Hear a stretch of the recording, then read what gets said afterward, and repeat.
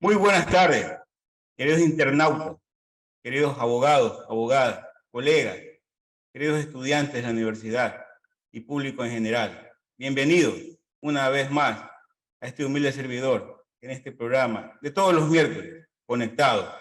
Y hoy hemos traído una persona que respeto mucho porque es un gran jurista y aparte es una autoridad en materia penal, es un fiscal de lo penal. Con ustedes, el abogado René Astudillo Orellana. Él es doctor, él es magíster, él es máster en ciencias penales y criminológicas, aparte de ser fiscal de lo penal, aquí en nuestra provincia de Guayaquil, aquí en nuestra ciudad de Guayaquil. Hoy hemos traído un tema muy interesante para todas las personas que amamos el tema del derecho penal. El rol del fiscal, el rol actual del fiscal y la investigación criminal.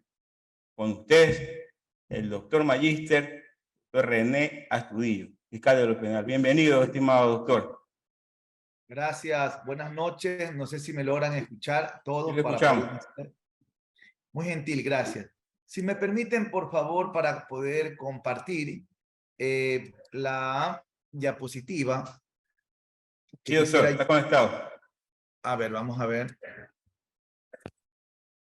Correcto. Me indican si logran visualizar. Sí, doctor. Sí, visualizamos. Gracias. Adelante. Gracias, Hans, por la invitación. Es un honor estar aquí con ustedes compartiendo. Veo algunas personas que se están conectando de a poco. Bien, y en honor al tiempo y respeto a los que ya están conectados y al organizador de este evento, el día de hoy vamos a tratar de manera breve las atribuciones del fiscal en las técnicas de investigación criminal dentro del sistema oral acusatorio. Esto nos lleva a una perspectiva, efectivamente, de poder tener una visión de lo que es la investigación con las últimas reformas, por supuesto, que es mi compromiso al día de hoy. Bien, en este caso sabemos que el artículo 1 del COIT le da la finalidad, que es justamente normar el poder punitivo, tipificar las infracciones y obviamente determinar aspectos inherentes como la reparación integral de la víctima, ¿sí? Entonces, en razón de lo indicado, vamos a manifestar respecto al rol del fiscal. Si me permiten un segundo, por favor, para precisar algo en mi audio, ¿sí? Adelante, estimado doctor. Igual quiero agradecerle una vez más por estar aquí entre las personas comunes y queremos aprender un poco más de derecho penal. ¿Quién mejor que un fiscal nos imparta esta ponencia magistral?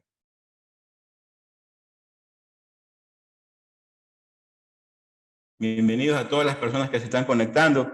Estamos transmitiendo también por la plataforma de Facebook, mi página Hans Robles Gar. Pueden ustedes también realizar, si con la venia del señor fiscal, hacer unas preguntas al final de su magistral intervención. Simplemente, por favor, levantar la manito para que puedan ustedes ahí en la parte inferior hacer la respectiva pregunta. Concreto al caso. Gracias. Bien, gracias. Disculpas por la interrupción.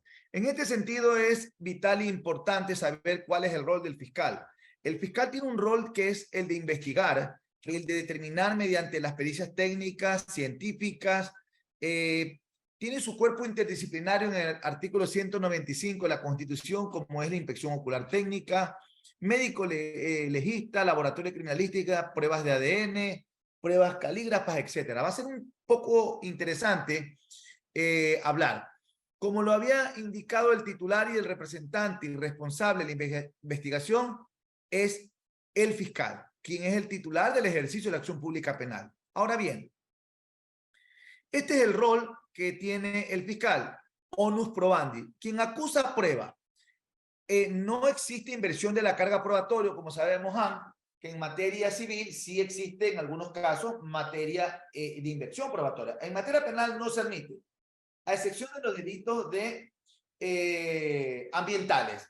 Sin embargo, el fiscal tiene la potestad con el onus probandi, el que acusa prueba, tiene que probar cada vez que mantiene una acusación. Y para esta acusación tendrá la necesidad de impulsar el proceso desde la fase preprocesal hasta la fase de juicio. Dentro de las atribuciones, como todos sabemos, es recibir las denuncias, reconocer los lugares, armas, del lugar de los hechos, formular cargos, disponer prácticas de diligencias, supervisar las disposiciones impartidas por el fiscal al sistema especializado, es decir, cuando se oficia a los peritos para que estos cumplan con lo dispuesto. Recibir versiones de la víctima y de testigos, de terceros, del policía, de quien haya tenido conocimiento de un caso, en este caso de un delito.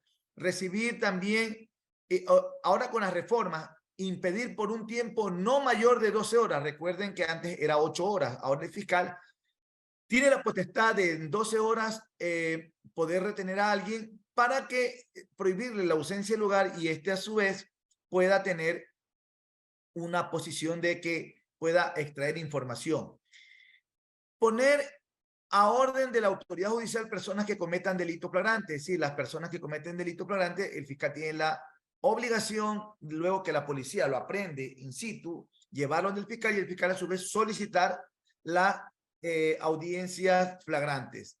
Ahora, también hay cámara de Gesell, que es justamente uno de los puntos donde se determinará especialmente para temas de violación o delitos sexuales de niños, violencia intrafamiliar, delitos de sicariato, por ejemplo, donde es relevante e inmediato que se tomen estas medidas precautelares. Así como también tenemos que pueda ordenarse diligencias extraprocesales y procesales de investigación, como pericias, como reconocimiento del lugar de los hechos, reconstrucción, pericia balística, etcétera. También se puede aplicar el principio de oportunidad y mínima intervención, es decir, el fiscal no solamente es una máquina de hacer procesos, sino que debe de evitar hacerlos por mandamiento legal.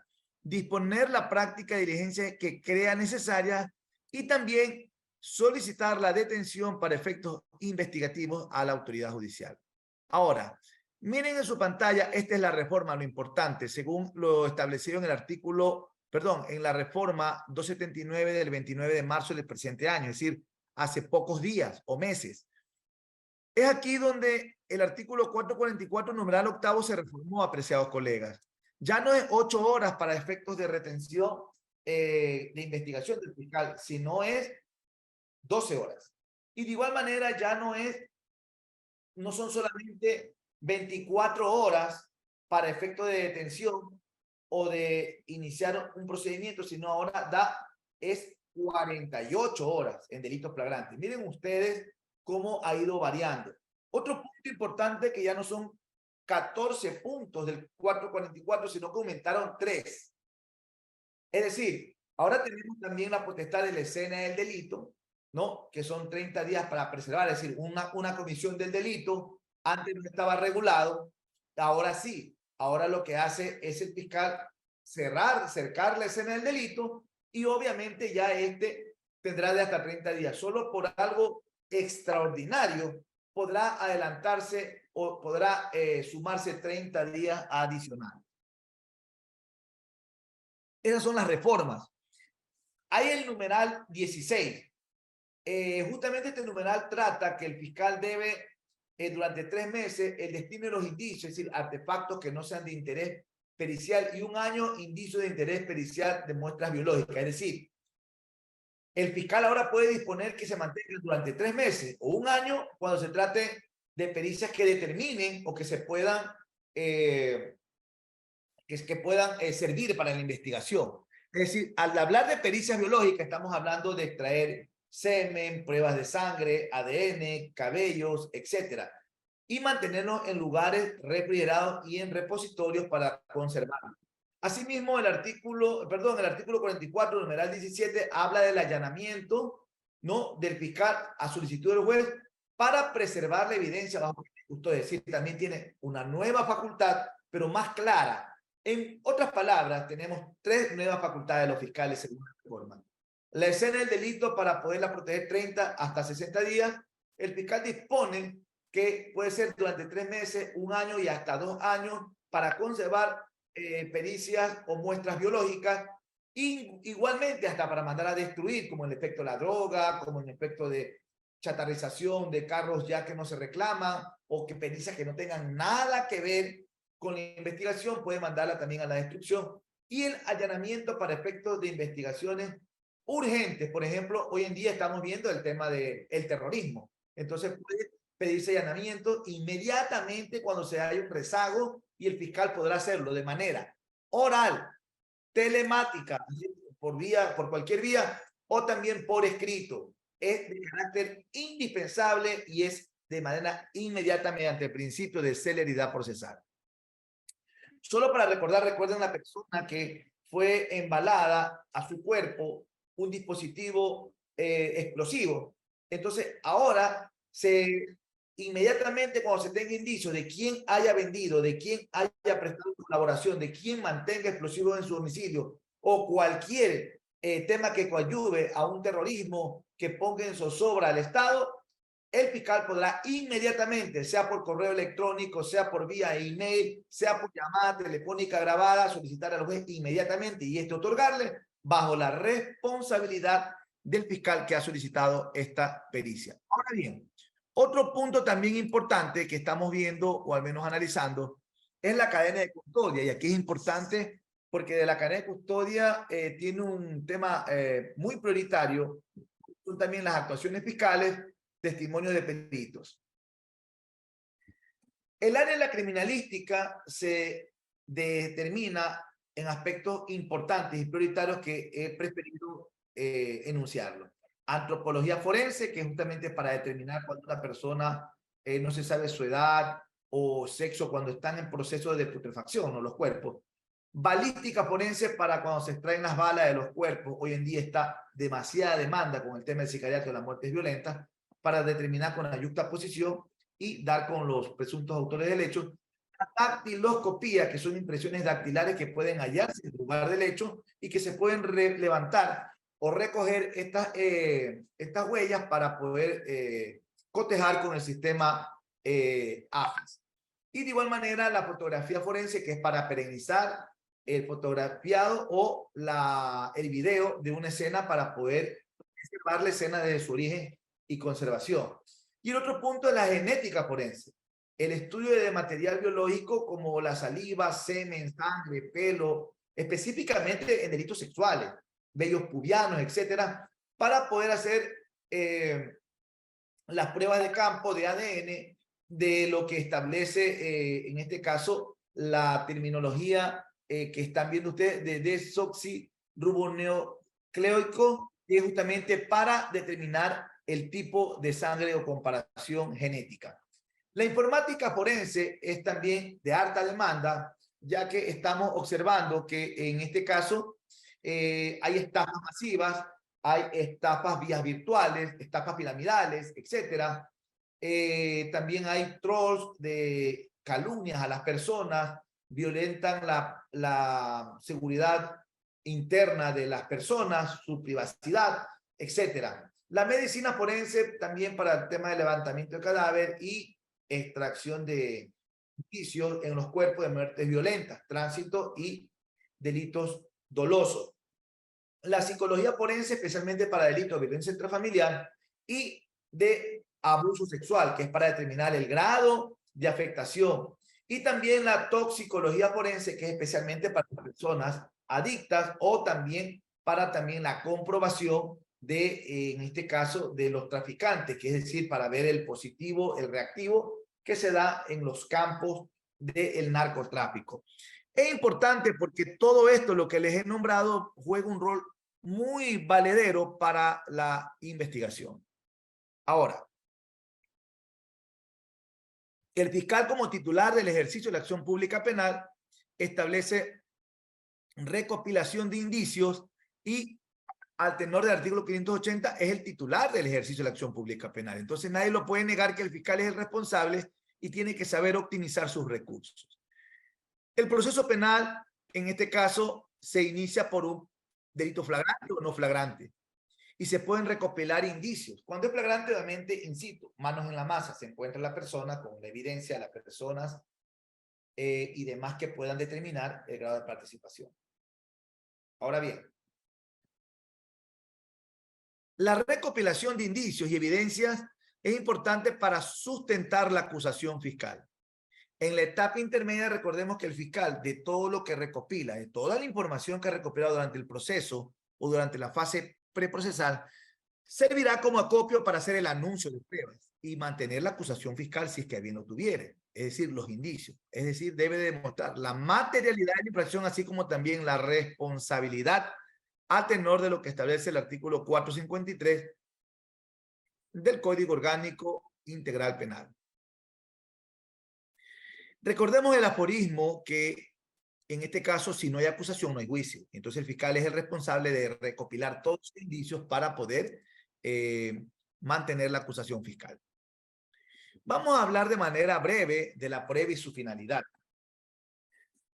Eduardo Hauchen, argentino, establece algo, he buscado el término más sencillo de comprensión y de razonabilidad del concepto de lo que es prueba o la definición. La prueba es el conjunto de razones que resultan del total de elementos introducidos al proceso y le suministran al juez el conocimiento sobre la existencia o inexistencia de los hechos que conforman el objeto del juicio y sobre el cual debe decidir. ¿Qué quiere decir esto? Que todos somos responsables de proporcionar la prueba. El juez valora la prueba introducida al proceso penal y el proceso penal, el juez tendrá que dilucidar dichos indicios. Veamos qué nos establece lo que dice el maestro Ferraioli y también, obviamente, uno de los grandes procesalistas alemanes, Jacob. Establece lo siguiente. Dice que lo normal se presume, lo anormal se prueba. Lo normal se presume que usted es inocente, es decir, pero lo anormal es que yo sea culpable. Entonces, bajo este aforismo, en materia penal, por eso decía que aquí no hay inversión probatoria. Si yo acuso a Pedro de un ilícito, yo tengo que tener todos los elementos probatorios para poder atribuir la culpabilidad y el grado de participación. Más no te tiene que, no tiene usted que coger y demostrar su inocencia, que es una inversión grotesca de lo que es el sistema oral acusatorio. Entonces, lo anormal se presume, lo normal se prueba. Esto quiero que quede claro, apreciados colegas y estudiantes y los que están interesados, conectados en este momento. Otro punto importante es la valoración de la prueba.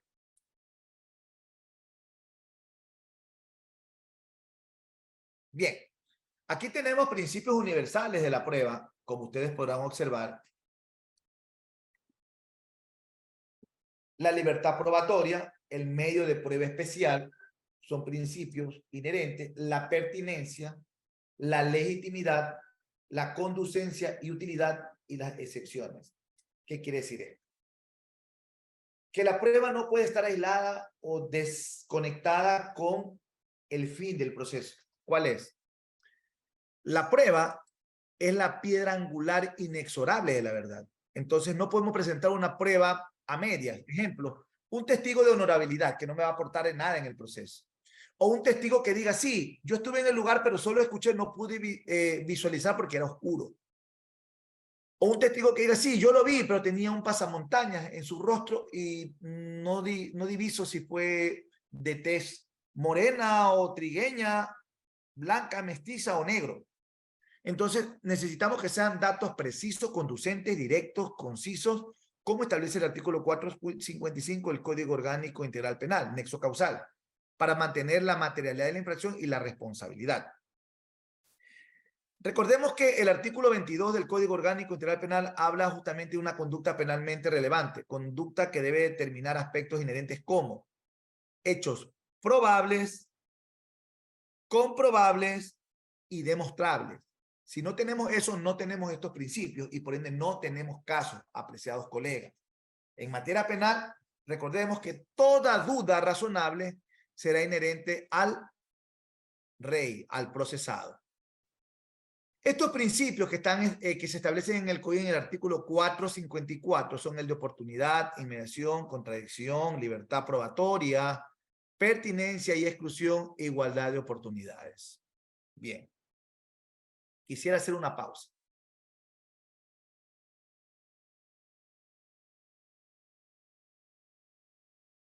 Estos principios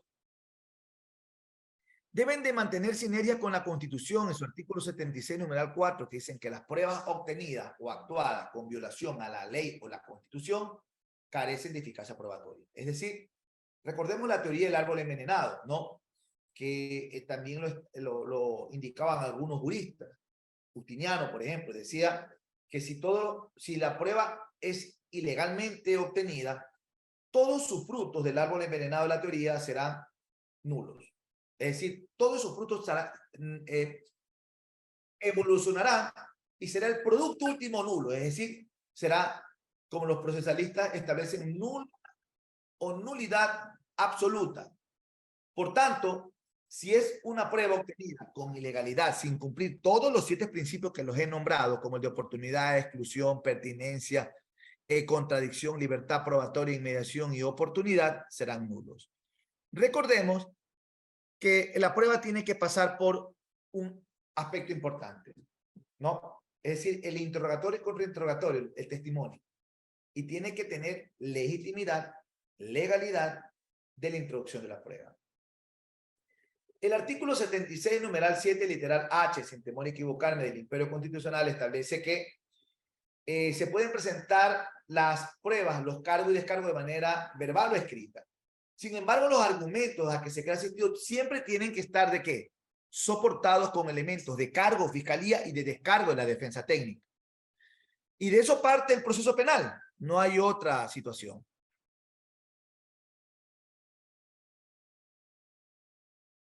Recordemos que el sistema oral acusatorio establece una clasificación. ¿Quién ofrece la prueba? Los sujetos procesales. ¿Quién admite esa prueba? El juez de garantías penales. ¿Quién la actúa, la practica, la judicializa? Es precisamente las partes, los sujetos procesales. ¿Y quién la valora? Ahí sí, el juez. Pero quiero que quede claro que durante esta actuación de ofrecimiento, admisión, actuación y valoración, hay una sinergia que es responsable el fiscal de su prueba y la defensa de la suya. El juez lo que hace es obtener información de las partes intervinientes y resolver en base a el principio de iura novi curia, que quiere decir lo que las partes han ingresado y el juez, conocedor del derecho, tendrá que resolver. El juez no puede darle la mano ni al fiscal ni a la defensa. El juez simplemente recuerde, si el fiscal se olvida una prueba o no la practica o la omite, el juez no le puede decir al fiscal, no debe decirle, señor fiscal, le falta esa prueba. Porque es responsabilidad del fiscal. Principio dispositivo, señores. Y lo propio con la defensa. Lo que sí el juez tendrá un elemento de, que lo vamos a ver aquí, que es justamente que el juez valorará si es que no pudo derruir o destruir el fiscal el estado de inocencia frente a la prueba acusatoria, él tendrá que darle a favor del procesado, es decir, presunción de inocencia, ratificar el estado de inocencia o, en este caso, duda razonable a favor del reo. Es decir, en otras palabras, en términos futbolísticos, que estamos mayor familiarizados y estamos en buena época, elite, perdónenme lo coloquial del término en el tema del fútbol, pero para poder perennizar el ejemplo, un empate es a favor del procesado. ¿Está claro? Y el 1-0, depéndalo como sea, será siempre a favor de quien tenga la razón, en este caso el fiscal.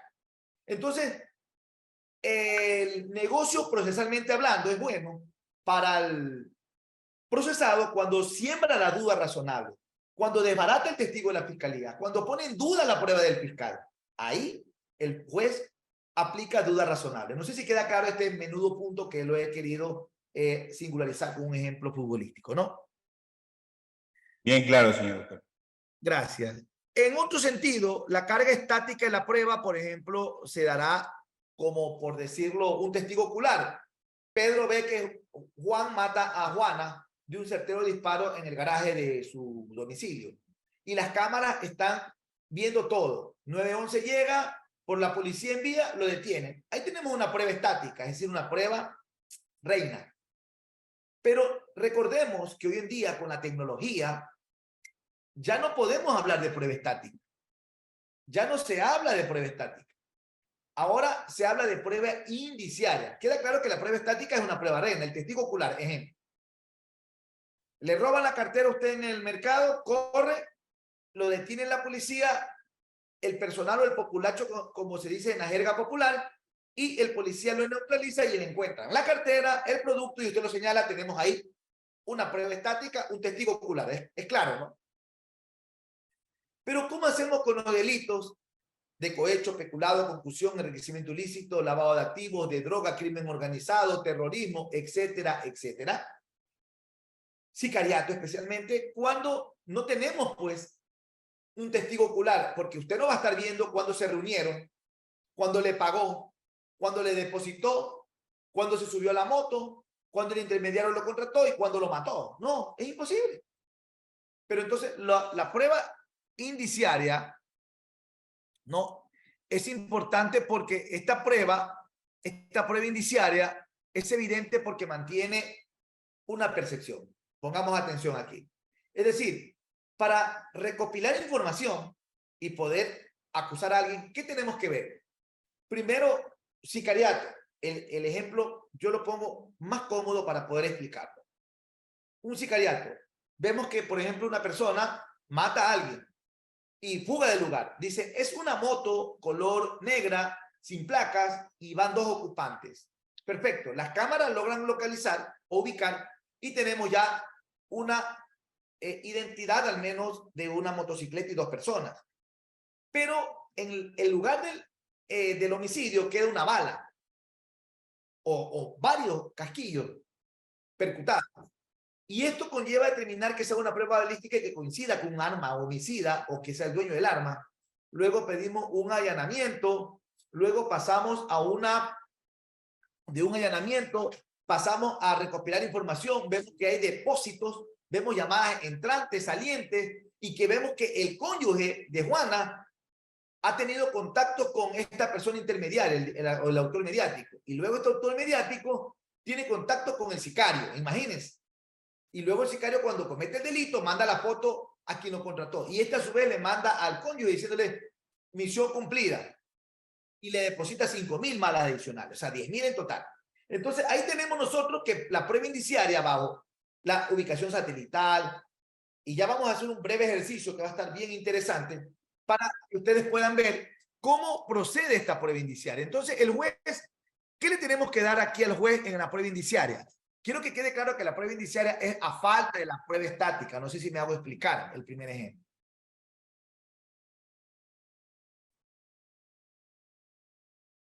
Perdóneme que estoy deshidratado de un día caluroso y bueno, ahí estamos cumpliendo. Hoy tenemos una jornada larga con 2 compromisos, pero vamos a cumplir con todo. El punto importante es que cuando uno presenta la prueba, tiene que haber un vínculo, acuérdense, de conexidad. Y en este sentido, para hablar de la conexidad tenemos que tener la llamada telefónica, la ubicación satelital, entrada y salida, el mensaje de texto, por decirlo así, la intervención de la llamada telefónica, tenemos la bala que coincide, tenemos ya el allanamiento al lugar, tenemos la motocicleta, tenemos ya el arma de fuego, tenemos también los valores que se depositaron en las cuentas bancarias de quien depositó y quien recibió. Tenemos ya al autor intelectual, al autor mediático y al autor material. ¿Se dan cuenta? Entonces, esa recopilación le va a dar un razonamiento ¿a quién? Al juzgador, que si ustedes precisan es esta parte, miren. ¿No? Que dice que los sujetos procesales tienen que darle al juez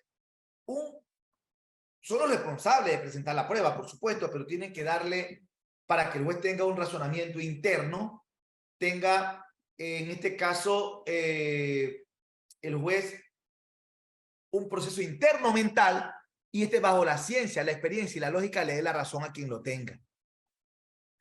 En el ejemplo que les doy yo, entonces tenemos o no tenemos graves presunciones de responsabilidad de que alguien contrató por promesa remuneratoria y un pago para matar a su cónyuge.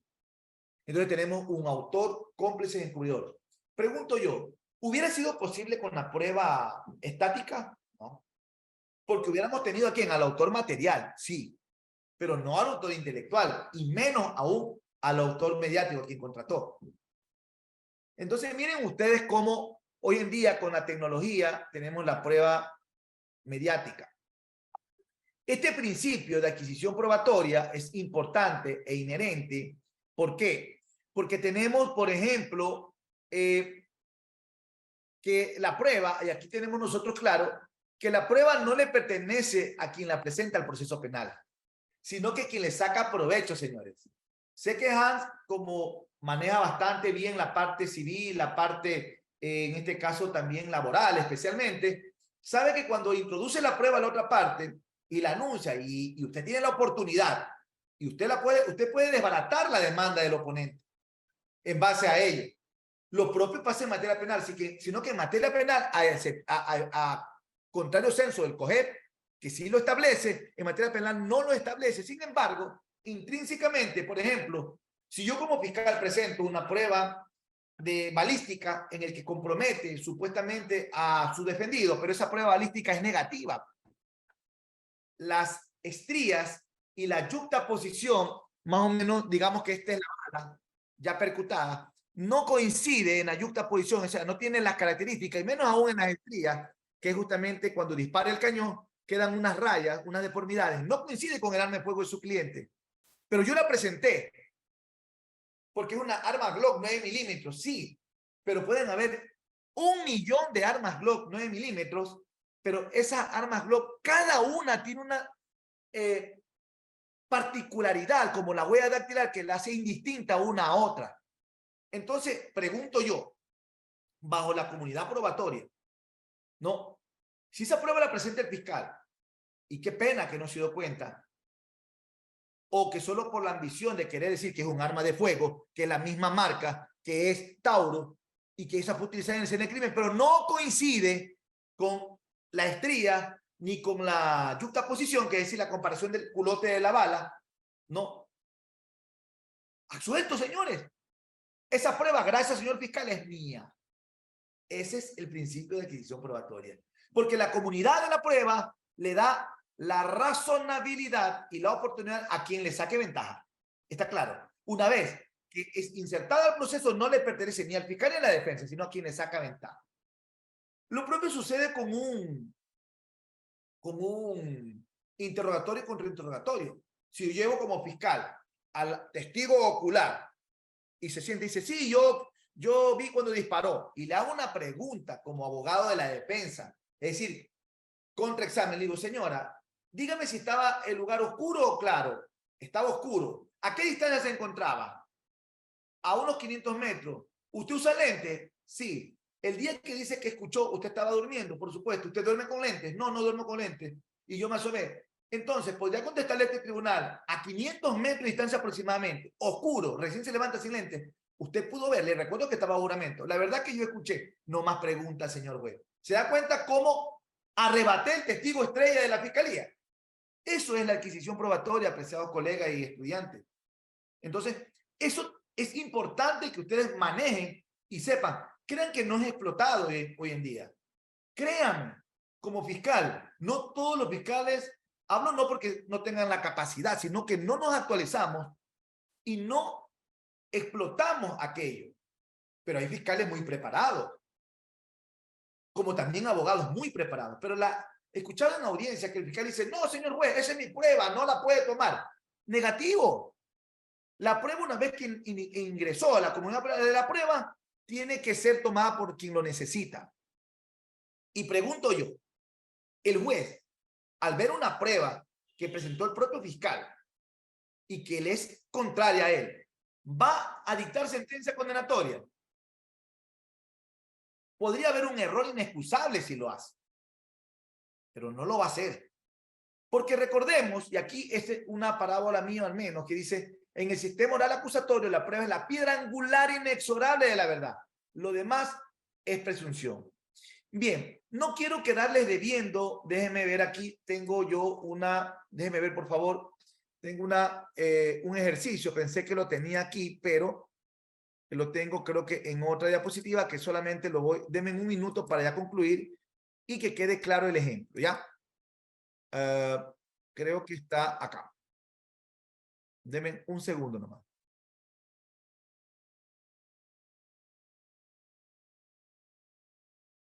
Interesante, doctor. El Muy tema de bien. la comunidad de la prueba, el abogado hábil la utiliza a su favor, bueno, a favor de su cliente. Así es. Eso ya depende de la habilidad de cada uno. Aquí tenemos el ejemplo. Ya les voy a mostrar. Un segundo. Para no quedar en deuda con el público que se ha tomado la amabilidad de conectarse el día de hoy. Aquí, me indican si logran visualizar. Aquí tenemos un ejemplo. Con esto ya concluimos y podemos hacer ronda de preguntas, ¿no? Bien. No sé si logran visualizar. Aquí está. Sí, Por ejemplo, visualizamos. gracias. Por ejemplo, aquí, miren, yo le digo, en el ejemplo de la muerte, ¿no? O del secuestro, lo que sea, tenemos prueba indiciaria, tecnología, es decir, inteligencia artificial. Miren ustedes aquí, tenemos a la persona que hace una llamada, lo tenemos en anónimo, sí lo pueden observar, pero ya tenemos el número. Ah, sí, es un número clandestino que compró en tal lugar que venden en la bahía, que hay 1000 nombres, 1000 dueños con ese mismo chip, ¿sí o no? Estamos perdidos, perfecto. El teléfono también lo compró en otro lugar, pero ¿saben cuál es lo que no saben? Y esto para un efecto didáctico, académico y profesional.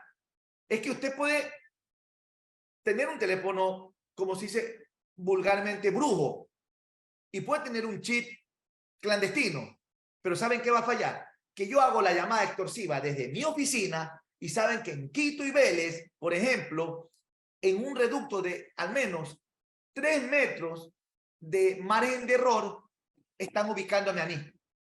Es decir, no van a dar nunca con el nombre, no van a dar nunca con el teléfono porque el dueño no vamos a tenerlo, pero sí vamos a dar con el lugar in situ de donde salió la llamada extorsiva.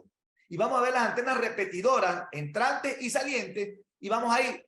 Y de ahí, claro, vamos, y peor, si usted coge el celular, saca el chip, compra uno en esquina, lo pone, ya tiene usted el email con el número, dirección y todo para poderlo ubicar a usted. Como decía el afamado y triste delincuente narcotraficante, conozco la vida de su mamá, su moza, su hija y de todos, ya tengo las llamadas y los contactos porque se abre, miren ustedes lo que tengo aquí, se abre una malla inmensa de todas las llamadas entrantes, salientes. Y ustedes pueden observar, aquí está, lugar, día, hora, segundo y fracción de milésima de segundo. Y ustedes ven aquí, tenemos aquí anónimos, ¿no? Ya tenemos solamente los números. Pero mire, aquí tenemos Rotonda, Urdesa, Seibo. He cambiado los nombres para no herir susceptibilidad y tampoco para, a pesar que es cosa jugada, pero he cambiado el caso, los nombres y los autores que estuvieron en el hecho. Miren acá. Aquí tenemos el recorrido, ¿no? Y también tenemos vigilancia de naves no tripuladas como son los drones, donde podemos nosotros ubicar ya con el satélite, ubicar ya el domicilio, ver los movimientos, y luego que tenemos ya todo recopilado, ¿no? Fotografías, imágenes, planimetría, etcétera, tenemos ya el caso resuelto con la ayuda de la inteligencia artificial. Tenemos la dirección de la casa donde vive, la mamá, el carro, la matrícula, a quién alquila el domicilio, la casa de la tía, tenemos la casa del otro extorsionador, donde lo tienen al joven secuestrado y podemos ya dar por un caso resuelto. Miren ustedes cómo una vez recopilado, obvio, no le voy a notificar al sospechoso, al terrorista, al narcotraficante, señor, preséntese el día lunes a las 5 de la tarde o a las 3, a las 10 de la mañana con su abogado defensor y copia de cédula y votación para que rinda la versión y libre y voluntaria, sino que pido la actuación fiscal urgente en base a la inteligencia artificial, allanamiento y detención para efectos investigativos. Una vez que lo aprendimos y lo tenemos en buen recaudo, le tiene ahora con las reformas 48 horas, de 24 hasta 48 horas, ¿para qué? Para resolver la situación jurídica y formular cargos o no. En este caso tenemos todos los elementos de cargo y tendrá usted la potestad de presentar los elementos de descargo. Me dirá uno, sí, pero el derecho a la defensa, sí, el derecho a la vida. Entonces, ahí ponderemos esta colisión de derechos y principios. Espero que haya sido de agrado este conversatorio y este ejemplo que he dado para poder nutrir el acervo del conocimiento, ya que ustedes están en proceso de formación, y para los colegas que veo que están aquí conectados, muchas gracias por tomarse parte de su tiempo y estoy presto a alguna pregunta que pudieran generar en este espacio. Gracias.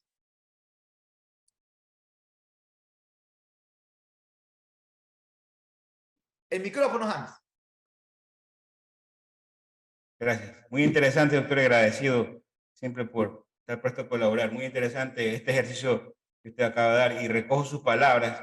Nuevamente reitero, si bien es cierto en materia penal, la prueba es parte del mismo, la puede utilizar cualquiera de los sujetos procesales, pero es el juez el que debe actuar de forma imparcial.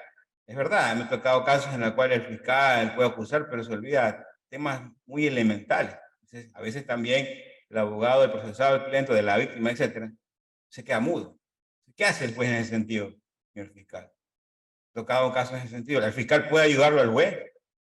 Claro, recordemos, Han, que hay una sentencia de la Corte Nacional de Justicia que llama la atención a un juez, aquí nomás, de Guayas, Guayaquil, en el que llama la atención al juez, al fiscal y a la defensa por negligencia, porque en el patrocinio, el juez por no garantizar un proceso, el fiscal por no ser objetivo y la defensa por ser omisiva, lo que acabas de decir tú, omisiva, y no mantener una defensa técnica por haberlo hecho coger a un proceso abreviado cuando no era culpable, y todos convalidaron aquello, la ilegalidad. Entonces, esto pudo tener una performance a nivel ya de vinculante, esta resolución de la Corte, por cuanto se llamó la atención a jueces de aquí de Guayaquil, lamentable, nombres, apellidos dan de jueces, fiscal y defensa técnica y defensor público. O sea, perdónenme, como dicen en lo coloquial, no quedó muñeco con cabeza de pie, porque en este caso fueron todos sancionados y tenemos ese ejemplo lamentable de abogados particulares, defensor público, fiscal y juez, que es decir, todo el sistema en este caso fue observado y sancionado. Es decir, la institucionalidad, la trilogía, judicatura, fiscalía, defensa, defensoría pública y defensa particular, es decir, desbarató todo el tablero por ser omisivo. Y concluyo indicando que no solamente lo malo es que sea un fiscal inquisitivo o un juez que no garantice, sino que sea un abogado omisivo que no mantenga una defensa técnica. Claro. Doctor, en este sentido, internamente, casa dentro de la fiscalía, ¿qué sucede, doctor, cuando el fiscal no acusa? ¿Por qué digo esto? Porque entiéndese que siempre en un proceso habrá, utilizando estas palabras coloquiales, un ganador y un perdedor. Entonces, el que pierde seguramente va a sentirse inconforme con la sentencia. ¿Y a quién va a buscar culpabilidad? Al fiscal. En ese sentido, el fiscal es objetivo y hace su acusación en base a los elementos que ha recabado en su investigación. Por eso el rol del fiscal es recabar pruebas. En ese sentido, ¿qué puede aportar, señor fiscal? Sí, a ver, primero el fiscal, o sea, uno de los puntos que algunos colegas fiscales creo que se han resentido o creo que mantienen cierta distancia, es porque yo digo que un fiscal no puede dejar de haber ejercido, aunque sea, yo digo 1 hora, pues, de ejercicio profesional. Porque tienes que saber cuál es el lado, y ustedes, Han, es testigo cuando usted estaba en la función pública, yo litigaba, pues. Yo litigué 12 años. Y entonces yo sé lo que es la repetición. Artículo 11, numeral 9 de la Constitución. Es decir, so pena de repetición, sabemos la responsabilidad de lo que hemos litigado. Porque si yo acuso sin prueba, estoy sujeto a observación, pues. La Corte Interamericana de Derechos Humanos también ha sancionado a jueces, fiscales y defensores por la omisión. Ejemplo, el caso Tini versus Ecuador. Este es un claro ejemplo. Y lo importante es que no me debo sentir ni bien ni mal. O sea, yo me debo sentir bien si cumplo el rol como un fiscal objetivo. ¿Ya? Entonces, si yo no acuso porque no tengo elementos de convicción, yo prefiero y valoro más al fiscal que se tome un cierto tiempo, aunque demore algo, porque la ley igual te da en delitos menores a 5 años, 1 año en investigación breve mayor a 5 años, 2 años, pero tampoco que te tomes el extremo, pero que te tomes un cierto tiempo de investigar bien, recopilar y luego iniciar el proceso penal. O simplemente no iniciarlo porque no hay elementos de convicción. Per se, inicio, lo que no se hace, lo que no se debe hacer, primero inicio el proceso y luego te investigo. ¿Me explico? Entonces, eso no es el espíritu. Y no debería, ojalá que me esté equivocando, no debería de evaluarse bien a un fiscal porque tiene más sentencias, más dictámenes acusatorios o más sentencias o más sentencias condenatorias, ¿no? Entonces, yo recuerdo que en alguna ocasión fui hasta perjudicado en dictámenes porque yo tenía dictámenes, no muchos, pero tenía dictámenes unos cuantos y bien pocos, abstentivos o mixtos, porque no había elementos de convicción, pero se evaluaba al que tenía más dictámenes acusatorios. Y ahí venía la dicotomía, porque el fiscal cogía y acusaba por acusar. Y eso entiendo que se corrigió. Entonces, miren ustedes que no se debe practicar así. Pero bueno, esto ha venido, recordemos que nosotros venimos de un sistema inquisitivo a un acusatorio y esperemos que el punto no sea la acumulación de dictámenes acusatorios, sino que sea la acumulación, o al menos que se revise las no quejas por las buenas actuaciones fiscales. Que eso es lo importante. Entonces, así se debería de evaluar por tu actuación, revisar si no tienes quejas, si no has perjudicado a alguien, y obviamente por ser acucioso y que obviamente, claro, no vamos a tener 2 personas satisfechas. En aquí, como dice Zavala Vaquerizo, padre extinto, ya fallecido, decía, aquí no le puede dar la razón a los 2, a uno de ellos. Pero tiene que ser objetivo, pues. Tanto así que cuando puede un denunciante ser la víctima y puede terminar siendo procesado. Por ejemplo, con una denuncia temeraria o una denuncia maliciosa. Puede ser que esta persona se invente un autosecuestro, que haya la tipificación del autosecuestro.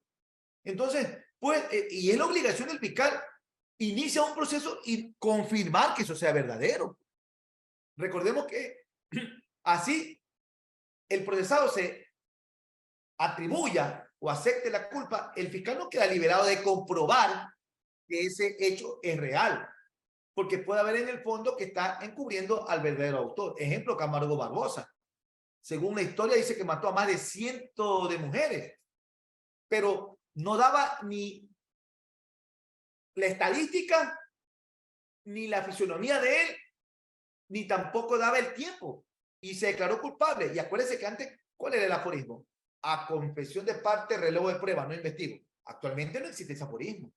El fiscal no queda liberado de verificar todos los elementos de cargo y de descargo específicamente que establece la Constitución en su artículo 195 y dice, de hallar elementos de convicción acusará, caso contrario, no lo hará. Y esa es la razón que te digo que no es necesario acusar cuando no tiene elementos de convicción. Y claro, ¿para qué activo el órgano punitivo si voy a no acusar? Entonces, prefiero investigar un tiempo más prudencial para no terminar en un desgaste de tiempo, de dinero para el Estado y de mantener a una persona privada de la libertad y después decirle, perdón, me equivoqué, eres inocente. Ese es el punto. Gracias, estimado doctor. Tenemos una pregunta, una red social que nos dice, preguntar por favor al señor fiscal por qué en la mayoría de las audiencias de flagrancia la autoridad suelta al delincuente. O sea, entiendo que es una pregunta muy general, señor fiscal, pero entendería por qué estas noticias siempre de que los delincuentes Sí, llegan y salen por las mismas. sí, Gracias. es correcto. Para criterio, es que tiene que haber hay un requisito de la prisión preventiva. Por ejemplo, si la pena privativa de libertad es inferior a 1 año, perdóname el ejemplo, así es un accidente de tránsito, así el tipo está alcoholizado, así el tipo vaya atropellando a alguien y la pena sea menor, por ejemplo, tiene lesiones de 1 a 3 días, ni siquiera hay el tipo penal, y esté borracho, ¿no? Y cause daños materiales, mayor de 2 salarios, el tipo se fuga y puede haber, perdóneme, hasta faltar el respeto de pronto al vigilante. La ley es clara, dice que si la pena es inferior a 1 año, no aplica la prisión preventiva. Y, por ejemplo, para que tengan una idea, en delitos, por ejemplo, muerte culposa, cuya pena es de 1 a 3 años, que se aplicaría, pero si el conductor atropella y un peatón es imprudente, por decirlo así, y colabora, llama al 911, listo. ¡Ay, salió libre! Pero es que colaboró, no hay peligro de fuga, numeral 3 de 534. ¿Me explico? Entonces, tiene que reunirse ciertos requisitos, que sea autor o cómplice, que sea un delito de acción pública, que es el peligro de fuga y que la pena privativa sea superior a 1 año. Entonces, el legislador ha puesto un candado como tal de garantismo para que no se prive de la libertad, y la Constitución establece, y los tratados internacionales, que la prisión preventiva es de último ratio. Y entonces eso es las razones por qué los delincuentes o las personas infractoras recobran su libertad, pero es porque propiamente hay un garantismo penal, y mientras no sean delitos execrables, un asesino en serie, ¿no? Un violador, un terrorista. Y yo he visto que llevan, el otro día hubo una persona borracha, por decirlo así, alcoholizada, atropelló a 2 personas, mató a una y dejó malherida a otra, 3 kilómetros se fugó, se metió a una casa, la policía lo aprende, va a la fiscalía, allanan, lo sacan, listo. El señor, 15 años trabajando, tiene domicilio, tiene 3 niños, uno con discapacidad, tiene casa propia, perfecto. Todos los requisitos reúnen, pero menos uno. Peligro de fuga. Él se fugó. No me garantiza que a mí se me presente el momento del juzgamiento. Ahí aplicó la prisión preventiva y el juez la cogió. ¿Se dan cuenta? Pero ¿qué hubiera pasado si el tipo estaba borracho, atropelló a alguien, paró la marcha del vehículo, llamó a una ambulancia, lo trasladó, se quedó? Pregunto yo, en ese mismo escenario, ¿cabe la prisión preventiva? No. ¿Por qué? Porque no hay peligro de fuga. Entonces, apreciados colegas y estudiantes en proceso de formación para ser futuros abogados, es importante saber ponderar el razonamiento jurídico del legislador para otorgar o no una prisión preventiva. Esa es la respuesta. Sí, doctor, yo quisiera en lo personal también acotar algo y preguntarle lo siguiente. He seguido de cerca este tema de las IA, inteligencia artificial. Hoy en su ponencia ha tocado este tema, porque hicieron un ejercicio prácticamente para poder llegar a capturar a una persona, individualizar el domicilio, los domicilios donde se cometió este delito. El fiscal puede utilizar la IA para su investigación, pese, disculpe la ignorancia, a que no está regulado en la norma. No, es más, ya en las reformas del 29 de marzo del 2023 ya se habla, si bien es cierto, no con el término inteligencia artificial, que es el término genérico, se habla ya de prueba digital. Y esto ya está en la reforma. Es decir, el fiscal, por medios tecnológicos, que es el término que utiliza, tecnológico igual inteligencia artificial, el fiscal puede y debe de acopiar aquello, pero tiene que determinar la licitud. Ejemplo, para intervenir un teléfono, tengo que pedirle autorización al juez, ¿no? Para poder obtener equipos, en este caso digitales, tengo que pedir un acto urgente y pedirle al juez el allanamiento y el permiso judicial para poder ingresar. Y una vez que está ahí, pedirle para que se practique la pericia de informática forense para extraer la información bajo cadena de custodia. Es más, con las llamadas entrantes y salientes, ya una vez que está el teléfono intervenido y autorización judicial que te dan de 60 hasta 90 y máximo 30 días más, es decir, 120 días, tú puedes intervenir y puedes tener inclusive asistencia penal internacional con peritos extranjeros. Entonces, esto ya se ha regulado recién, no menos de un mes. Excelente. Tengo una pregunta, doctor. Yo sé que tenemos que 4 minutos, de que tengan sus ocupaciones también. Dice, ¿qué sucede cuando en la instrucción fiscal el fiscal emite su dictamen acusatorio, un delito de estafa, y este es acusado por, no dice los artículos, pero al llegar a la audiencia ante el juez hace el llamamiento a juicio con otro tipo de delito? ¿Eso es posible? Recordemos, quien puede reformular el tipo penal es el fiscal, no el juez. Y en No, esos casos, Primero, dos, sí. Si pasó eso, Napoleón decía, si ves a tu enemigo equivocado, no lo distraigas. Es decir, se va a causar la nulidad en juicio. Y perdónenme, pero para ubicarnos en el tiempo y espacio, recuerdan el tema, no me gusta nombrar personas, pero para ubicarnos porque hubo un tema muy mediático, el caso Sharon. ¿Se acuerdan? Sí. Tentativa de femicidio. Lamentablemente la muerte a la persona, ¿no? Debieron darle la gabardina de oro al fiscal que hizo eso, ¿no? Ya sabemos lo que es el término la gabardina de oro aquí, es el error, el grosso que hay, ¿no? ¿Ya? Después dijo muerte culposa por tránsito. Y fue a audiencia y dijo, no, muerte inintencional. Homicidio inintencional, perdón. Nulidad. Y regresó, me explico, parcialmente. Entonces es lo mismo lo que le está pasando. Mientras no se vulnere el bien jurídico protegido, por ejemplo, si es estafa, y dice el doctor Atienza, que es un español, Manuel Atienza, un profesor con altas credenciales de responsabilidad de litigación oral, dice, claramente, si te cambian grotescamente el principio de congruencia, es decir, si de el bien jurídico protegido de administración pública te cambia a delitos contra la vida, imagínate, eso es nulidad. Entonces, ¿qué resulta si esta persona tiene esa congruencia o incongruencia, mejor dicho? Él tendrá la potestad porque decía el doctor Atienza, ¿qué tal que yo te invite a jugar fútbol y salgo con un balón de básquet o un traje de baño y usted me diga, pero doctor, usted me invitó a jugar fútbol, sí, pero ahora quiero jugar básquet? Sí, nulidad, porque yo me defiendo en el ejemplo, ¿no? De un proceso contra la eficiente administración pública, por ejemplo, por peculado, y usted ahora me viene a acusar por estafa. Entonces, ahí se vulnera, ¿no?, el debido proceso. Y la vulneración al debido proceso es vulneración del derecho a la defensa, porque yo me estaba defendiel de estafa y ahora usted me está acusando por otro tema. Entonces, ahí hay nulidad procesal. El colega puede solicitarle al juez la nulidad, y si el del tribunal, y si el juez no se lo concede del tribunal, puede pedir en apelación, ¿no? Puede pedir la nulidad al tenor del artículo 652, numeral 10, para que lea la ley del Código Orgánico Integral Penal. Interesante, colega, ya sabe, está resuelto su caso. Gratis. Doctor, una última pregunta aquí para poder avanzar. Dice, en lo general, en los procesos de otras materias, ¿qué pasa cuando uno de los abogados comete fraude procesal?